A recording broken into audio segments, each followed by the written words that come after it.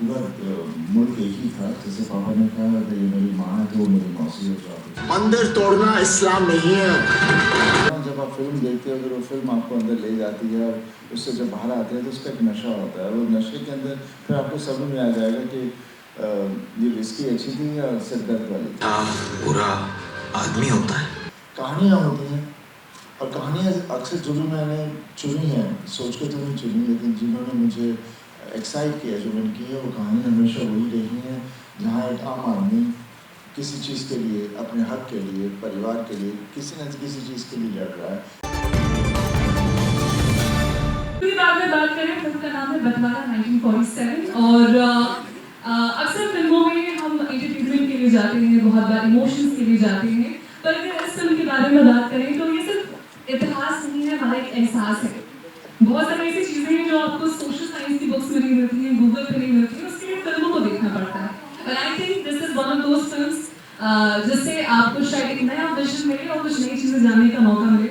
सबसे पहले सर नमस्कार सर एंड सबसे पहला क्वेश्चन तो यही होगा कि स्क्रिप्ट पढ़ने के बाद what was that one thing जिसको पढ़ के आपको लगा कि यस टू दिस फिल्म। नमस्कार आप सबको।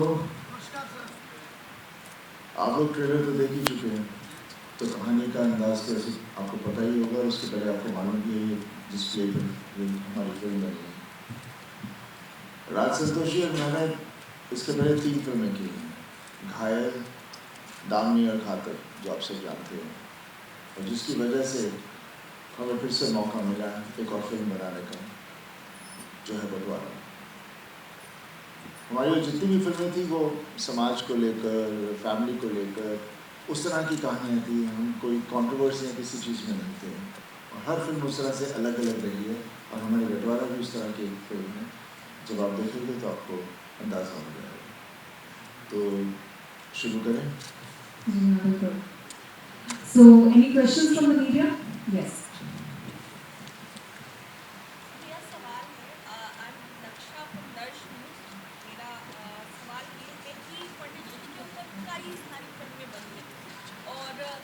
आपकी एक आइकॉनिक फिल्म गदर भी उनमें से एक है, लेकिन बंटवारा 1947 की बात की जाए तो ये और भी फिल्मों से कितनी ज़्यादा अलग देखने को मिली? देखिए जो गदर थी वो पार्टीशन की फिल्म नहीं थी, बेसिकली हमें पार्टीशन हुआ था, but it was a love story. मेरे लिए बहुत ही अहम लव स्टोरी थी। उसको सब लोगों ने उसके अलग अलग मोड़ दे दिए हैं, पर एक्चुअली देखा जाए तो इट्स अ लव स्टोरी। ये फिल्म एक्चुअली जो प्ले के ऊपर है, इट इज़ अबाउट एक फैमिली है जो यहाँ से वहाँ गए, वहाँ की फैमिली यहाँ आ रही है। इट्स अबाउट द फैमिलीज के ऊपर क्या असर हो, किस तरह से इंसानियत जो सबसे बड़ा मज़हब है और उस पर लेकर ये पूरा टॉपिक हम लोगों ने बहुत अच्छी तरह से राज ने करवाया है। और जैसे आपने ट्रेलर तो देख ही लिया, जब फिल्म देखेंगे तो आपको पता चल जाएगा मैं क्या कह रहा हूँ। Okay next question.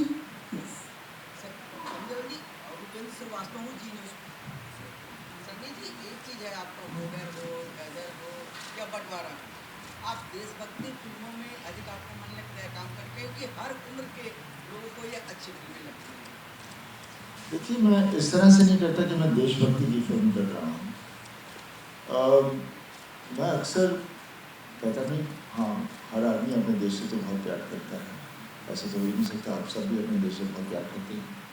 कहानियाँ होती हैं और कहानियाँ अक्सर जो भी मैंने चुनी है सोच के तो नहीं चुनी, लेकिन जिन्होंने मुझे एक्साइट किया जो मैंने की है वो कहानी हमेशा वही रही है जहाँ एक आम आदमी किसी चीज़ के लिए, अपने हक के लिए, परिवार के लिए, किसी न किसी चीज़ के लिए लड़ रहा है, बिकॉज वो खुद विक्टिम होता है।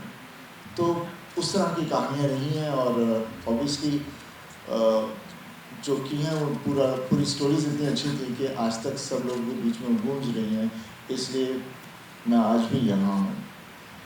और बट देशभक्ति तो हम सब लोगों के अंदर ही है। हमें मैं तो यही कहना है, अगर आप अपनी माँ से प्यार करते तो मुल्क हमारी माँ है, तो बात हमारी माँ आ जाती है।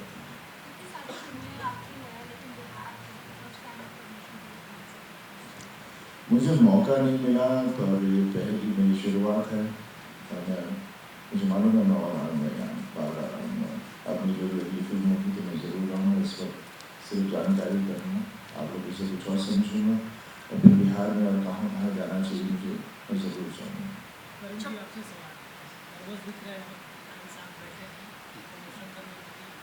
नर्वस तो नहीं हूँ, बस बैठा हूँ, इज्जत बहुत करता हूँ पापा का।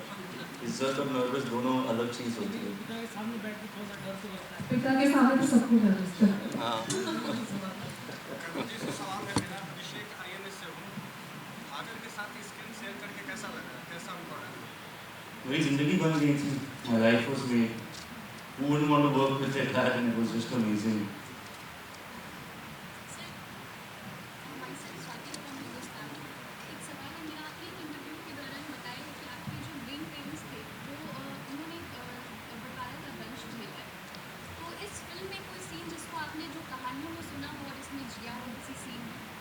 देखिए इस तरह से हम वो क्या बचपन से बाबूजी जी के साथ बैठते थे सब, अब बिकॉज हमारी जॉइंट फैमिली है तो ऑब्वियसली छोटेपन से फ्रॉम द यंग एज काफ़ी चीज़ें सुना करते थे। मैं गाँव में जाया करता था, मैं जब तक 1980 तक मैं 2-3 महीने हमेशा पंजाब में रहता था और इसलिए मैं ज़्यादा हर चीज़ों के साथ वाकिफ़ हूँ और कई कहानियाँ सुनी हैं तो ऑब्वियसली अंदर एक स्पंज की तरह घुस जाती हैं।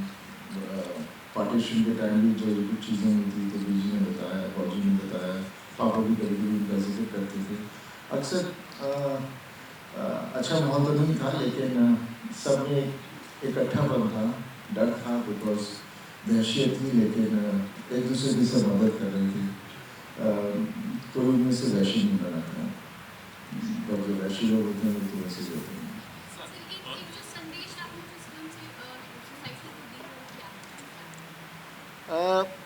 इस फिल्म का संदेश तो यही है कि माँ अपने आप में एक नजर है और माँ से बाकी कुछ नहीं है। और ये फिल्म में मैं कहा क्या तो बार बार रहा हूँ, ट्रेलर में भी वही है, तो जब आप देखोगे तो आपको एहसास होगा कि वो बात कहाँ से कहाँ जाके वहाँ कैसे पहुँची और क्यों उस माँ की इतनी अहमियत है।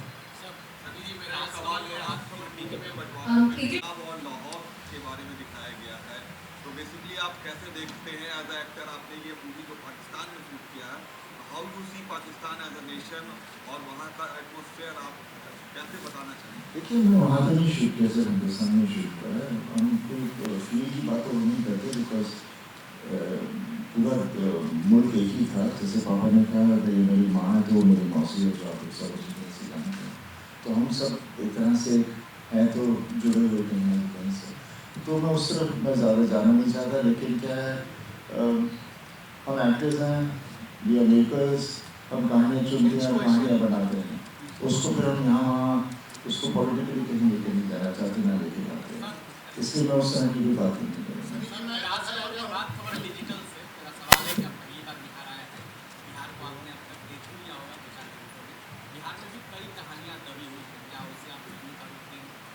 हाँ मेरे बहुत करीब है अशोका, डॉक्टर चंद्र प्रकाश जी ने मुझे इस कहानी सुनाई थी, राज संतोषी ने भी सुनाई है।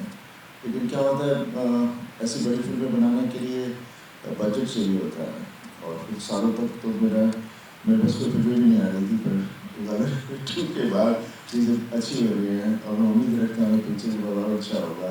तो मैं चाहूँगा कि उस तरह की एक पिक्चर बनाऊँ, बिकॉज उसे बनाने के लिए बजट चाहिए और बहुत ही प्यारा सब्जेक्ट है और उसमें मुझे लगता है मैं अपने दोनों बेटों को भी ला सकता हूँ, बिकॉज उसकी पूरा इतिहास ले सकते हैं उसमें।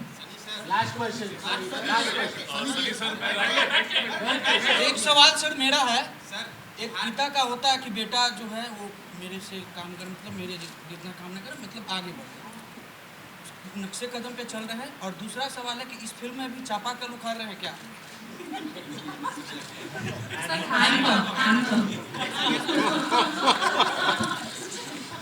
देखिए बाप का हमेशा यही होता है कि मेरा बेटा आगे बढ़े और कहाँ तक जाए उसके ऊपर, लेकिन वो बोझ नहीं डालता, न डालना चाहिए, क्योंकि वो बोझ आदमी को फिर आगे लेके नहीं जाता।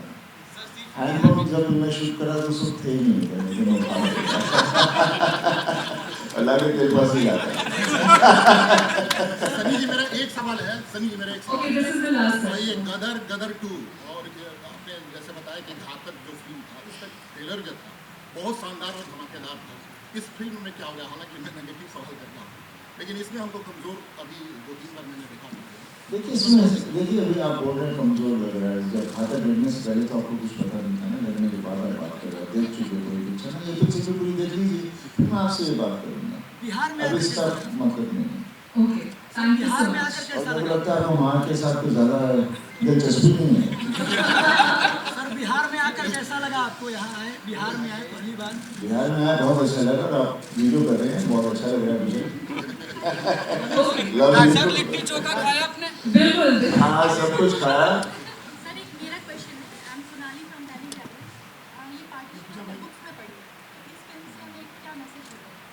देखिए मैसेज, हर आदमी पूछा मैसेज क्या मिलेगा, मैं तो ये कह रहा हूँ जब आप फिल्म देखते हो, अगर वो फिल्म आपको अंदर ले जाती है और उससे जब बाहर आते हैं तो उसका एक नशा होता है, वो नशे के अंदर फिर आपको समझ में आ जाएगा कि ये विस्की अच्छी थी या सिर दर्द वाली थी। ओके, हैंगओवर नहीं होगा, अच्छा लगेगा।